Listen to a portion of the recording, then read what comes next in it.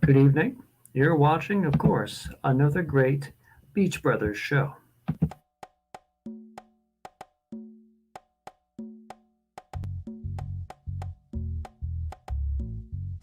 So look, the Beach Brothers Show is a show where we deal with Virginia business and politics. Well, I'm Conrad. I'm a Hampton Roads political activist. Best ideas for community improvement happen to drive me. I help folks that are approaching retirement and in their retirement years. I have what I call the empowerment agenda, and that means that everything I do is focused on empowerment. You want to give a salute to Tally and Twine. It's time for you to have a high quality watch made in Virginia, made in Portsmouth, Virginia, from Tally and Twine. We want to say thanks to Southern Volkswagen Greenbrier for their great level of sponsorship. If you need a new car, you don't need to go far. Southern Volkswagen Greenbrier. And ladies, if you want your brows to say, wow, check out IamLitaWee.com. Microblading by IamLitaWee.com. I'm Seiko Varner. I do credit fixes, tax resolutions. I lend private money to real estate investors, and we do debt consolidations. If you need any of these services, contact me as provided. And now it's time to get beachy on the Beach Brothers Show.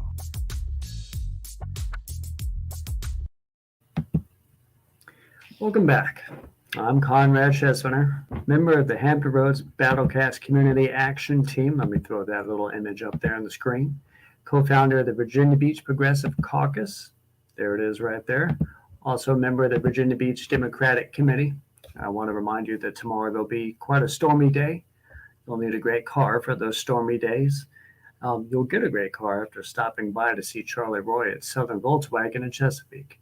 Those Volkswagens are great for safe driving and good quality in these high inflation times. So stop by, see Charlie Roy, and get yourself set for 757 driving. Now, the past week or so has shown the General Assembly nearing the end of its usual year sessions, but we're moving now into more of a budgetary type phase.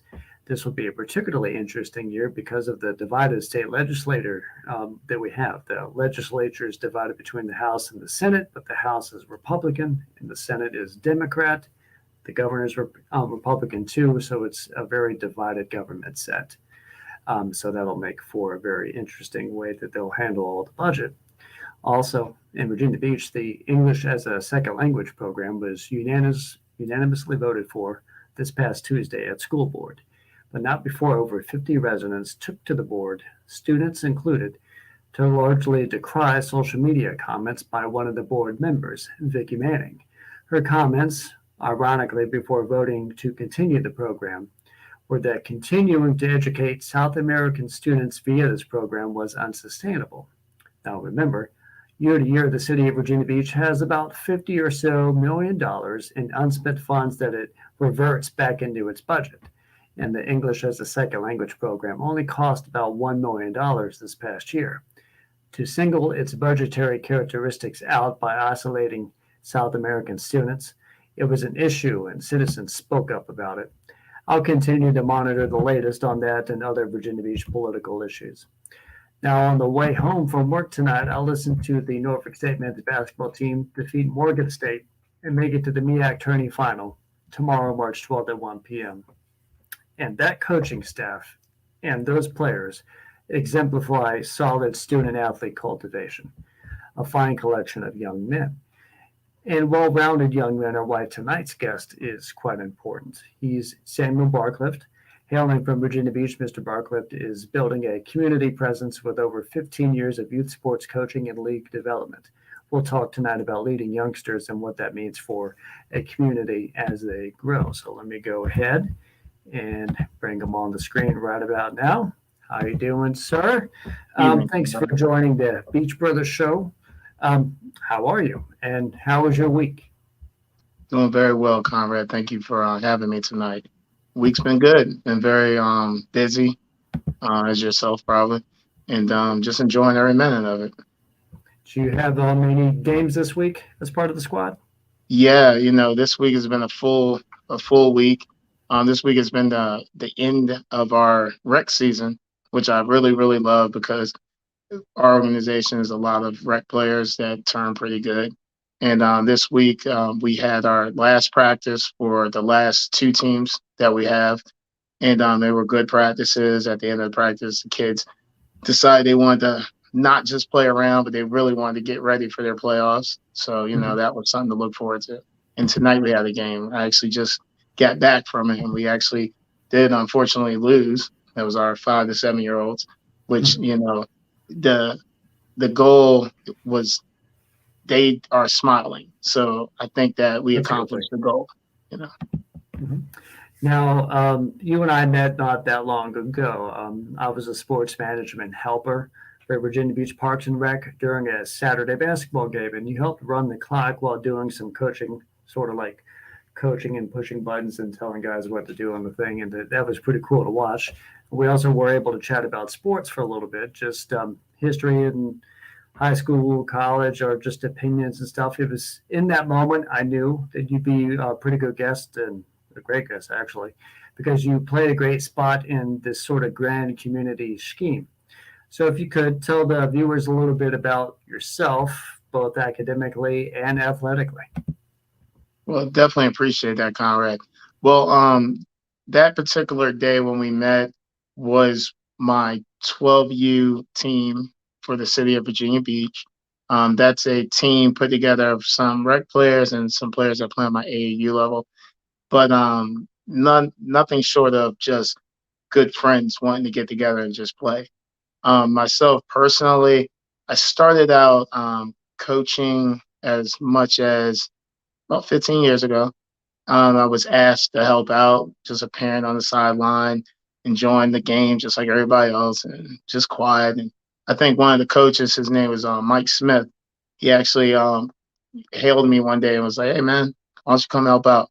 So I helped out. I'm the type of person that I'm not, above getting help or someone telling me what to do. So I had very good direction, had some good fundamental coaches ahead of me that showed me the important things to kind of try to pass along to these youngins. And from there, I started coaching T-ball. I started coaching T-ball with some 4 and 5 year olds with my youngest son. And that was a challenge, a brand new coach thrown out there with a bunch of 4 and 5 year olds. And you can imagine that. And but I will tell you the truth. Most of those 4 and 5 year olds, believe it or not, are still with me to this day. Most of them are 15, 16 at this point. And, it's a blessing to see something like that. It's rare. And it's something that I take a lot of pride in. Myself personally, I played sports in school. Baseball was my calling, believe it or not. I coach a lot of basketball, but baseball was kind of like what I hung my hat on. I grew up locally, graduated from Tallwood, went to TCC 2 years, bachelor's, associate, sorry, science. And then I moved on to ODU, 2 semesters there. Kind of found my calling in the more engineering part of everything. Ended up going to a technical vocational school for about 4 years. I got my master's in electrical engineering, and kind of went from there. I was pretty good with mind and math. With that being said, I took a lot of the things I learned from running crews, running big scale jobs, and I kind of applied it to youth sports. You fundamentally look at the small things that you need to look at and just apply,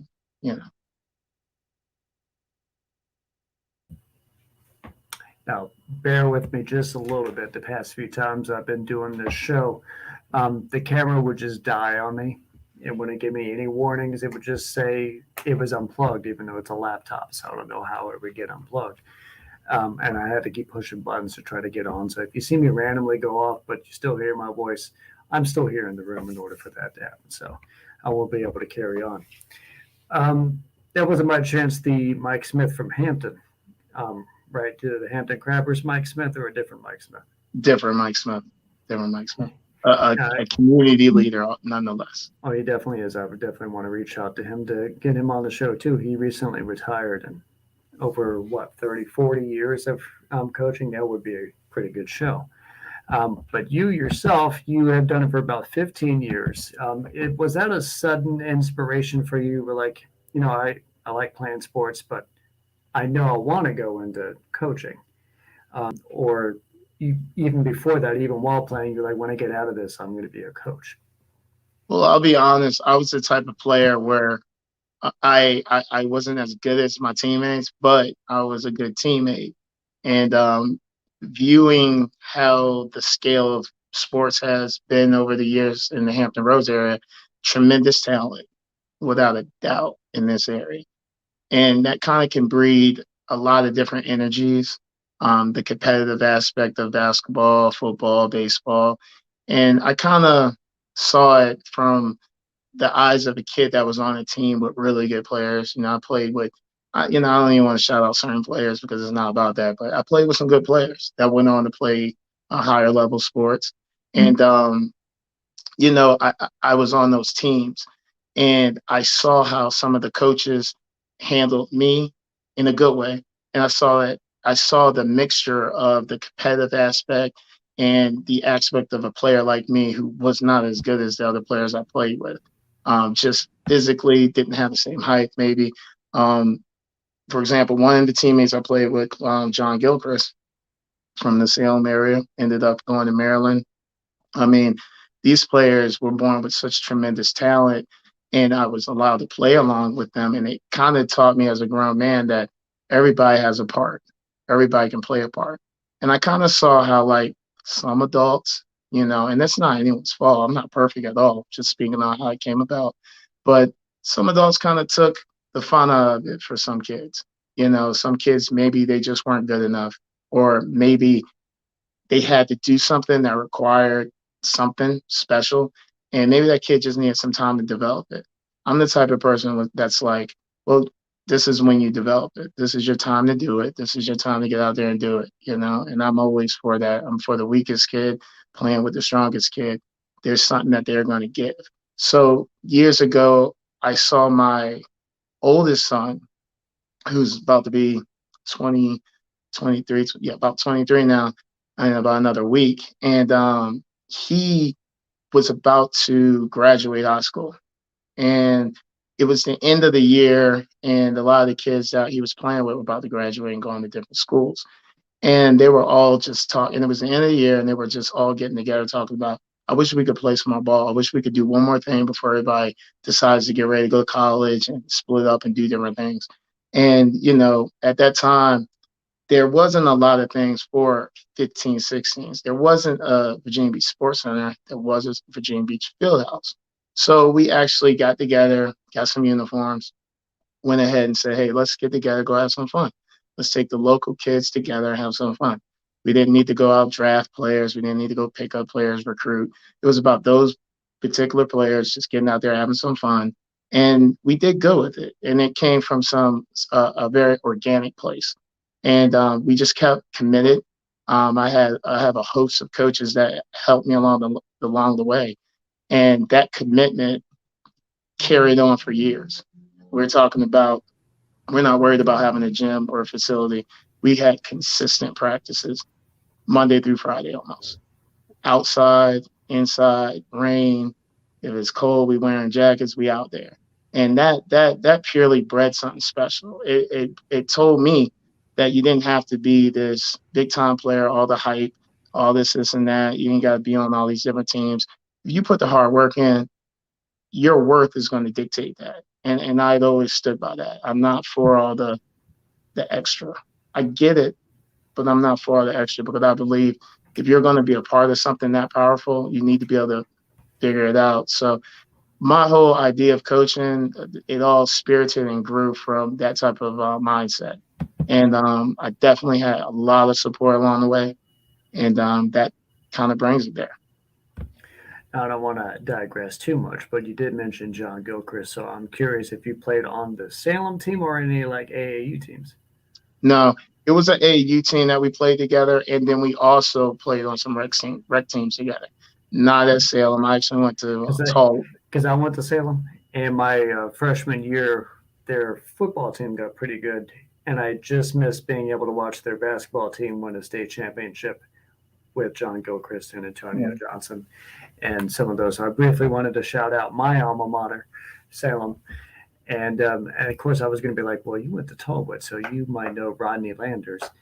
And, well, Darius James was later on. He will later go on to Old Dominion and have a pretty good career there. But enough for my digressions for that. Now, you have been sort of youth coaching for about 15 years. You mentioned how you started with it. Along the way, do you sort of know how you got the hang of it, how you got good? And could you tell us more about your success, specifically with coaching over the years? Yeah, definitely. Well, my success honestly came from day one. Over the years, it's flattering. You know, I look at it now. There was years ago when I was coaching, and there's some I hate to be all over the place, but I go back to my early years in coaching of some flag football. And I know it's flag, and we talk about tackle and all this other stuff. When I tell you, and I can, Zebediah Clark, he can back me up on this, and I'm gonna shout him out on that because there's not a ton of people like that, and he will tell you, we was on that field years ago, him and his son X, and it's flag football. But I talk about this player, and anybody that knows about that player gets what I'm saying about this. It came down to knowing the fundamentals. It came down to having a team, that whole fundamental just mindset. That's what it came down to. And I think that bred the most success. I mean, we had 5-year-olds running reversals, throwing the ball. It wasn't flagged like you think. It was excellent flag football. And from that moment was some of my best successes because not just with the football, but we also had huge success in baseball, tremendous success. We used to go to Creeds all over the area and we used to be special. And the success that I'm getting to is those kids are still playing a sport. Those kids are still interested. They're still intrigued.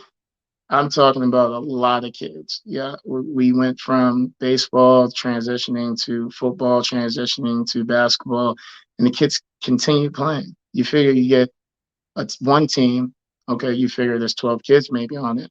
Well, we would get 3 teams, 12 kids, and all 3 teams, all 12 kids would stay next year. 3 teams, 12 kids, they'd all stay. It's that big. And it's not from any bragging or anything. It's just kids getting out there doing it. And those are the successes. Those are the achievements. That's kind of the reason I stay in this lane, not to say anything negative or positive about anything different, whether it be high school, middle school, college level coaching. That everyone has their niche and where their energy is best used. You know, I've always thought my youngest son, me and his brains are we watch basketball games and we break the games down. We're sitting there watching the game, breaking down the play before it happens. That's the fun and enjoyment we have. And that's the type of coach I am. That's the type of coach I try to make these young youth try to become. You know, there's times in my games, and these are the successes. There's times in some of my games I can remember at the Virginia Beach Sports Center where I would have so many teams and coaches, but not as many coaches as teams. And because I don't let everybody, and not everyone's a coach, and not everyone needs to be around everybody's kid, plain and simple. And we get spread thin sometimes. And I'll have some of my veteran or older players have stepped up and coached some of the younger teams.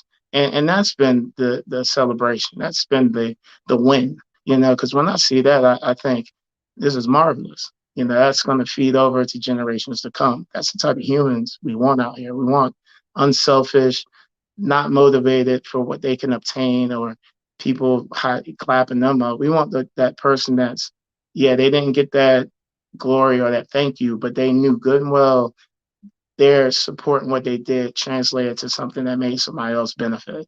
And that's where my biggest successes have came from.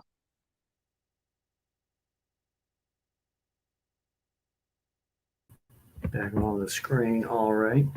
Now, you may have touched on that just a little bit in that answer that you might have entertained different types of coaching. So leaving youth to say go into public school, say literally a middle school coach or literally a high school coach. What if you did you ever think about maybe you might depart to try that out and then see if you can work your way up a ladder, or pretty much you knew I this is just something that is too important for me to leave it. I'll be honest with you. I'd love to do all levels of coaching. But I wouldn't leave it. I'd still be able to. I'd manage. I would still manage to do what I'm doing now. I'd still, if I were coaching at a elementary school level or middle school level or high school level or private school level, I would manage. And that's been what I've learned over the years. The consistency, it's just that you just put, if you have a goal, you just achieve it. And the way things are set up, I don't even feel like I'm done or even near where I'm even about to scratch on that yet. Like that's still something that I might still push forward to because I got so much time and I'm learning so much, and honestly, certain levels I'm not ready. I'm a heck of a coach when it comes down to certain things, but and I'm a heck of a learner, and I'm getting the X's and O's, and I'm getting some of the things that I never was that powerful at, admittedly, but I'm getting them, anyone that knows me knows I'm a very quick learner, so I'm honestly just not probably where I need to 100% be yet. I've been mentored, taught by some very good coaches. I've had some mentors that I couldn't replace. The people that's been around me. I've had referees that have been mentoring me. When I started out, he doesn't want me to say his name. I know it because he's just a very humble in particular. But there's a referee that he kind of took me under his wing years ago, and I was actually I didn't realize it because I was just so new still. I was really coaching some really, really, really some stellar players that were going to soon start doing some really amazing stuff. And it's cool to know that now and to see it. I was like, oh, I didn't know I was coaching that kid. And you learn a lot from that. You learn a lot from the parents. You learn a lot from where your capabilities are. So I think within myself, I just need more growth. I need more growth when it comes to maybe a little patience on how to communicate. And I think that's one of the reasons I haven't jumped out there in certain things. All right. Now, before we move the show over to your organization and upcoming events for yourself, we have a few viewer questions, including one from my own page here. Let's go to what was your best player experience and your best coaching experience, if you could think of one for each. Yeah, definitely. Player experience, meaning when I played or in particular player? I think they mean when you have played personally and Okay. when you have coached personally. What is your best of each? One of my best memories from playing, and it goes down to some of the base level time periods. My father coached, and I'm gonna say the best time I played anything was under my father, and he was a good baseball player also. He played D1 baseball, and he coached a AAU team for me, and well, not for me, but Kempsville Pony, and we had a tie game. I think we were playing Creeds at the time, and we had a tie game. It was like 9-9. It was like the final inning, 2 outs, bases loaded. Just need one run to win. So I'm sitting on third base. We're at bat, and I'm on third, and I'm leading off. And I'm not the quickest person, but I'm fast. So my dad's the third base coach. So he's telling me to go. I'm like, I don't know if I can make it. That pitcher's quick, Dad. I'm just looking at my dad. Like, you see me, right? I ain't the fastest person. So my dad's like, nah, just keep leading off. So the pitcher's looking at me, and I'm just looking at the pitcher. The pitcher's looking at me like, really? And I'm like, yeah, I'm going to have to do this because it's tied. I know it's 2 outs, and this could be it. So my dad sends me. The pitcher throws the first. Pitcher throws the first. I'm on third. I start running to home plate. The first baseman catches it and throws it right to the catcher. Catcher gets it way before I get there. I'm not the quickest person, even though I ran as fast as I could. So he's sitting there with the ball. So I run back, knowing that that's not really going to work out. So I turn to my dad's like, go, keep going, keep going. So I was like, what you want me to do? So my dad said, you're just going to have to bust past him. And I was like, man, I don't know how that's going to work. But what it taught me was just trust your coach.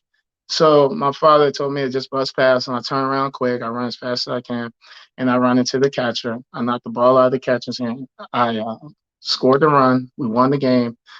Now, won the game, but I'm out. I got the wind straight knocked out of me. I was sitting there. I think I was just like, I was in a bad place for at least good 3-4 minutes. But it was one of my favorite experiences that came with something that hurt a lot. It's probably one of the worst times I got hurt too. Getting your wind knocked out was no joke. But that was probably my favorite player experience. Coaching experience. Um, so many, so many. One I'll speak on recently.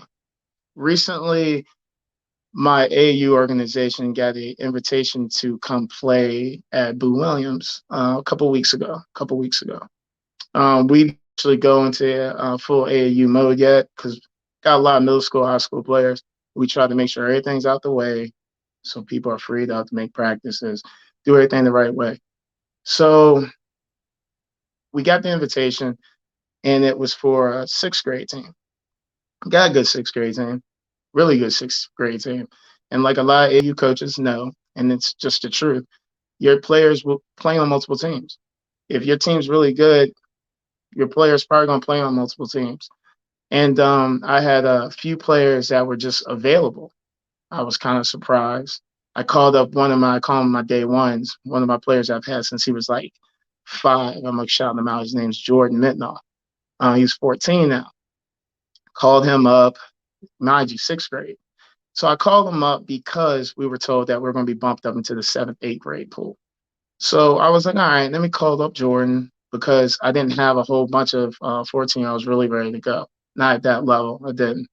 So I had a good sixth grade team. I got a good sixth grade team. So I called up a couple of my 14-year-olds. I only called up 2, Jordan and Izzy. So we get to the game. We get ready. We suit up. We have 3 games that day. We play the first game, big team. Typically, that's how tournaments are anyway. I ain't really worried about that.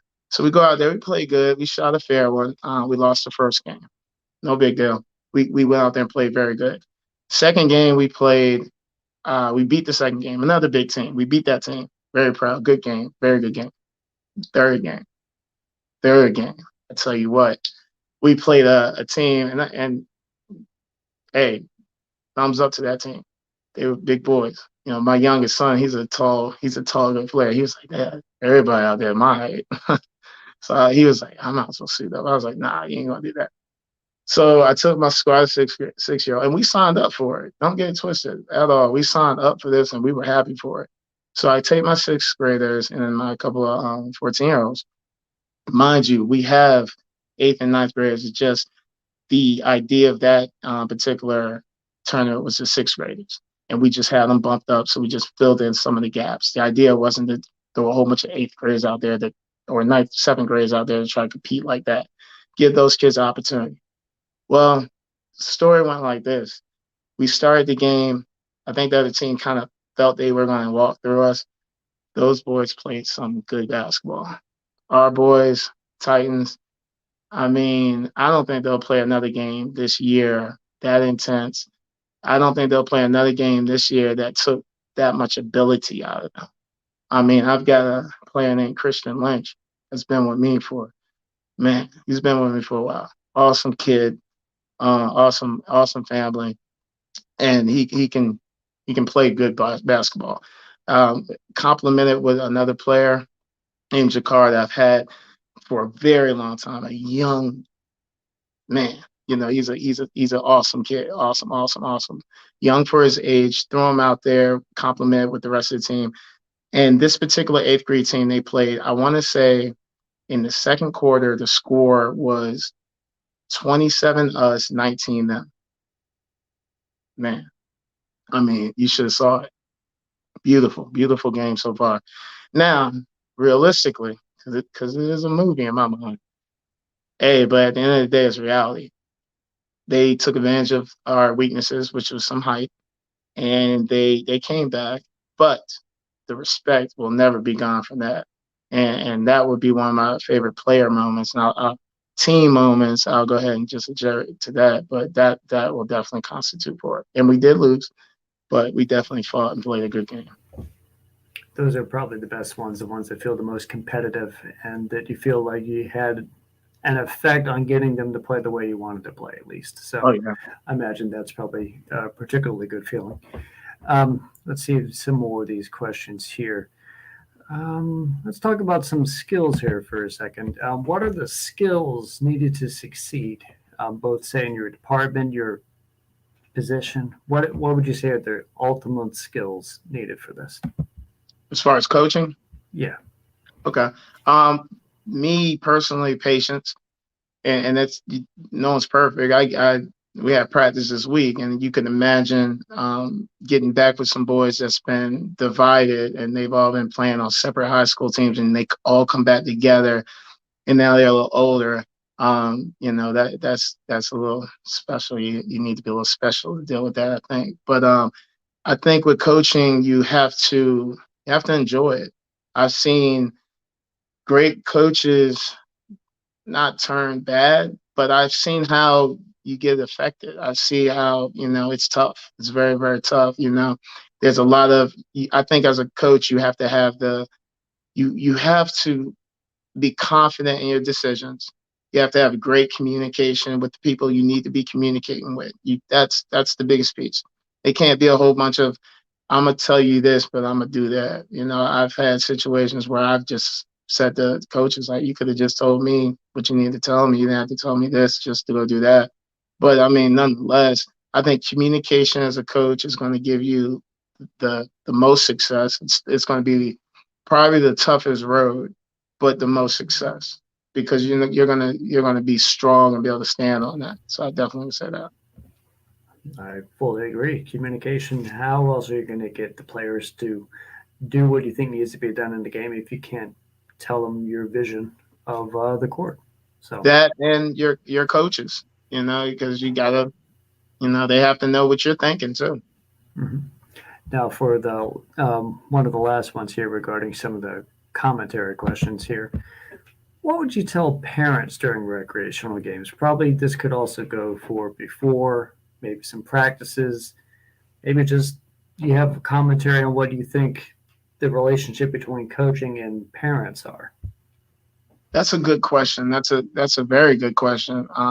The reason I say it's a very good question is that was something I addressed in the beginning of our rec league season, and it's important because rec league sometimes has a lot of players that are new, a lot of parents that are new to the sport, and there's no judgmental. And then you also have parents that they want to raise their children a certain way, and that's what you should be doing.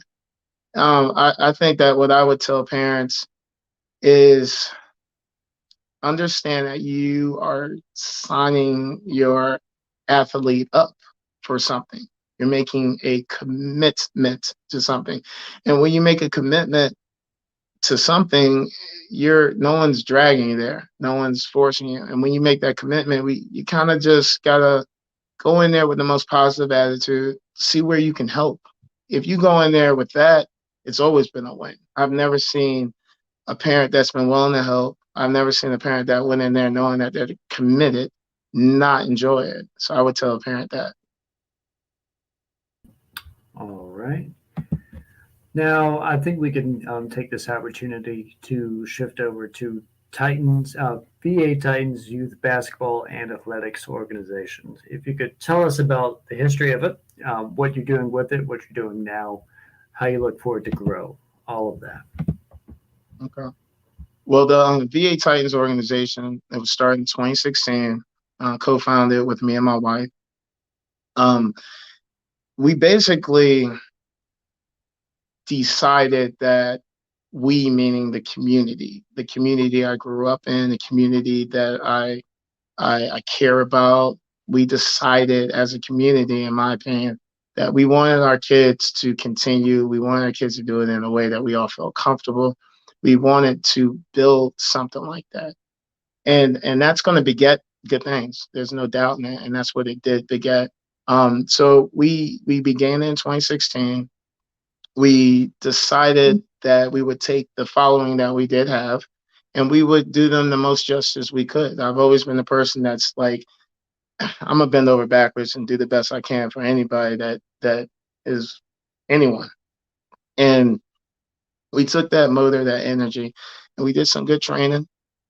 We invited out a host of participants, coaches, community leaders, and they assisted. I mean, our coaching staff extended from Tallwood High School's head coaching, Brandon Middle School's head coaching. It extended. It just extends. You know, some of my coaches have been superintendents for the I want to say for Virginia Beach or Chesapeake. I got to be clear on that, but it just extends to the point where we definitely want to do a hands-on big net of a situation. So once we were able to like get everyone in line, we decided that this organization was going to be not like more the same.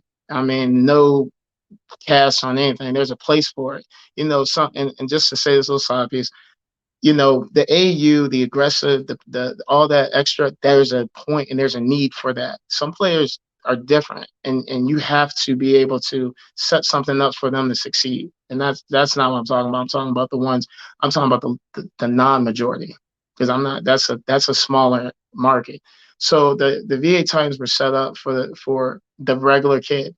You know, we take any player, and it's not that we take any player and make them good or make them better. But the idea of the VA Titans is to take any player and not give up on them, not to typecast them, not to say, oh, you're big, so you're just going to play a center. No. Anybody know me? And shout out to AJ. I'll take my big, he'll dribble around you, shoot outside three, and you wouldn't know what hit you. So, I mean, that's you know, how the Titans kind of came across out of the need for community. That's how you create Joel Embiid's. Yeah, and he's I think regarding VA Titans, that could follow up with this next question here from Miss Andrea Dixon. What has been the greatest lesson you learned while in your position? that's interesting. Well, what I've learned is that it's never going to be done with surprises. I've never like I consider myself very like understanding and not like not aware. You know, there. You know, sometimes I'll just stare like I'm not, but I'll just be like, because I'm just taking it in sometimes. But what I've learned from coaching, from my position, is that you have a lot of responsibility. Um, Even when you're conducting yourself in a proper way, you could have stuff going on miles away, nowhere around you, and it has to do with you. And I think from a coach, what I've learned is that you have to understand your responsibility. You have to be aware of your responsibility. You got to know that these youngins is out here. You know, they're out here being youngins, and if you're going to take on that mantle of this responsibility of an elder and try to lead and shape, you got to be on top of that. So I think that's one of the biggest things I've learned, not to take it for granted. You know, just like everyone that might have kids or take care of a child, you can't take certain things for granted. You kind of got to have your eyes open the whole time. Now, tomorrow you're part of the Making of a Man event, and I understand it's the third annual one. Actually, not to cut you off, that's the 19th. 19th, Making Yes, of a Man event. All right. No, correct me when you need to correct me, like a coach would. Tell us all about this event and how important it is. Okay, I'm glad you brought it up. It is going to be March 19th, and everyone can come. We do have a registration field set up, but if you don't register, you're still going to be welcome. Well, this event that'll be taking place at the Central Library in Virginia Beach from 12 to 4 p.m. March 19th. This event is something that we didn't just come up with. And when I say we, and that's one thing about me, you hear a lot of we and our. There's not a lot of I and mine in our organization or anything that we got. We have no ownership on anything. There's no I and mine. So y'all watch when y'all hear those words. But it's something that we created about 4 years ago, COVID took 1 year out of the loop because we didn't bring everyone together due to obvious reasons. But in the beginning, initially, it started out like most things, small. We started out with some of our young youth, our local leaders that were participating. Um, just our young men, our elder men giving their time to try to bestow some gems that they have that, for example, when you're younger, you might not even know how to tie a tie. You might have had someone show you how to tie a tie, but there's certain small things that we kind of not lose touch of, but we take for granted. Making that a man has nothing to do with like any type of chauvinist type mindset. I mean, it just has to do with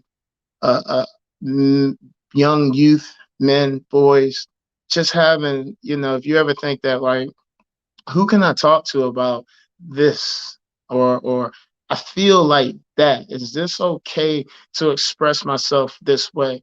My voice sounds like this sometimes. So we just wanted to make something that like kind of made a man or a youth or a young youth feel like, okay, I can look forward to this. Eventually within growth, we would like it to become something where the youth can just come together and be straight business for a couple of days and compare notes and say, okay, next year we'll get back together, see that everybody's on the same track, we all going down the right road, and everyone's good. That's the idea of it, and it takes the beginning steps, and we're going through the steps, the motion. And this event is going to be like last year, which was awesome.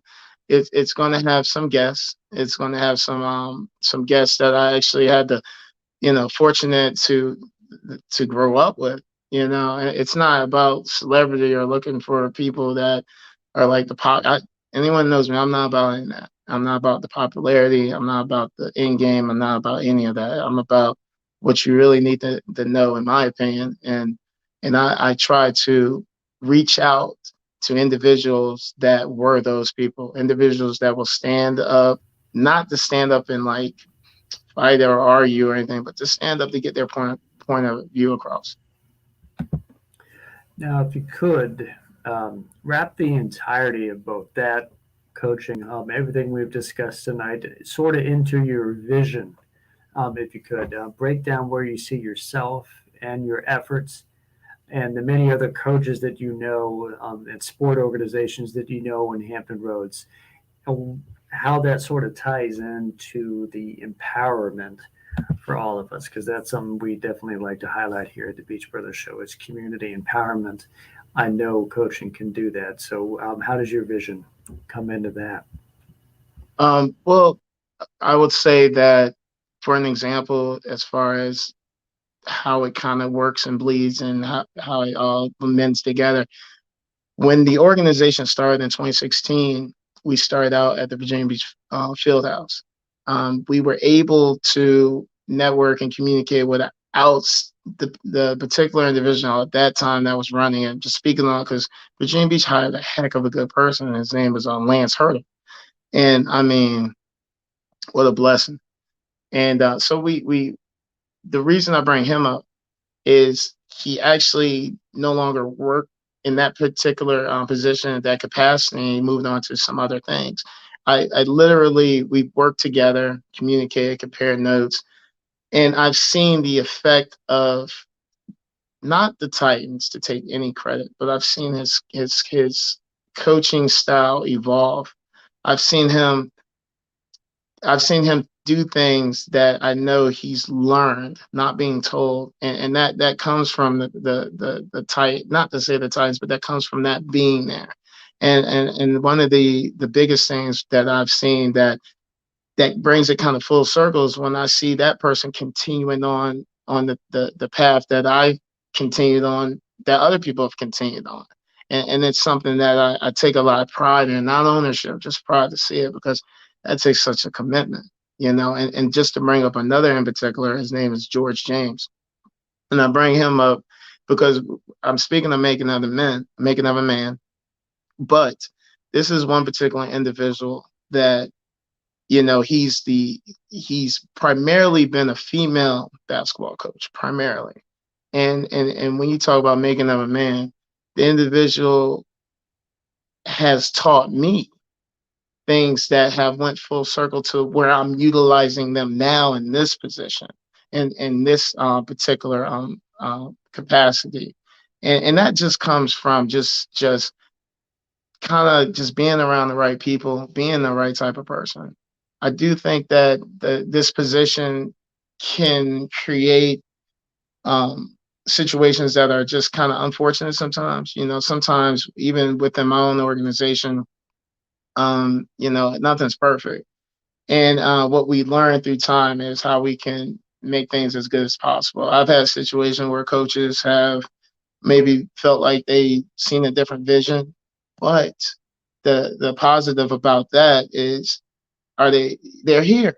You know what I mean? They're out there, they're trying to contribute to the community there. And I feel like that spawns from not just the Titans organization, but it spawns from just the community organization. All right. Now, I believe we sort of have come to our conclusion, our end of the show tonight, Mr. Barclift. I thank you for speaking with us, of course. But if you could do us all a solid and give the viewers all we would need to know to follow up with you, communications, perhaps parents might down the line want to have a kid they want to join all this. So just shout out all your organizations and websites and emails and everything. Okay. Well, first, I'd like to shout out and thank Conrad. But you can reach us at VA Titans Youth Athletics. You can catch that on Facebook, Instagram, and we also have a Twitter under the same name, VA Titans Youth Athletics. Also, our Making of the Man event that will be March 19th. You can find the link on our Facebook page that's open to the public. And also, we do have featured guests. Those featured guests are named on our Facebook page, so you can take the time and check those out. I won't name them all here, but I will give Conrad the exclusive because I haven't put it out there yet. But we will have Delegate Askew there, and along with Alex Askew, yeah, along with some more special guests. And when I say special, like I said, it's not about popularity. Trust me, we know names, but it's not. So the people that are there are really people who want to talk to your youth. I have another individual, his name's Martin Joseph, that I can't even, I don't, and Andre White. And other than that, you guys, I just wish y'all would check it out. March 19th, 12 to 4, Central Library in Virginia Beach. And, other than that, man, it's definitely been a fantastic conversation. I appreciate you, Conrad. And I didn't shout you out, Allison, co-founder, Allison Barclift. We definitely appreciate you. Thank you, too. Indeed. Again, thank you so much for coming on, just talking about coaching, community, and everything. And definitely down the line, we'll see you. And everyone go see the Making of a Man event. And I hope you have a great night. Thank you. Appreciate you, Conrad. Thank you. Now, this has been another great, fantastic Beach Brothers show. I'll be following up with local politics and state politics, looking for any updates on budgets. I would like you guys, of course, to join the Hampton Roads Community Action Team, the Battle Cats, compelling our agenda economically, politically, and socially. Of course, also look to the Virginia Beach Progressive Caucus. Co-founded that, so I want you guys to get involved with local politics the same way that we are as well. In the meantime, we're looking to have Virginia Beach Parks and Recreation Director Michael Kirschman as our next guest on the Beach Brothers Show, March 17th. Stay safe this weekend, and the Beach Brothers Show will catch you next time. This show was brought to you by Positive Vibes Incorporated, our consulting services. We do credit fixes, we do tax resolution, we lend private money, and debt consolidation. So if you need some of these services, we're waiting here for you. Credit fixes, tax resolutions, private money, and debt consolidation. Make sure you call Positive Vibes Incorporated. And of course, shouting out Mr. Jose Cruz as well.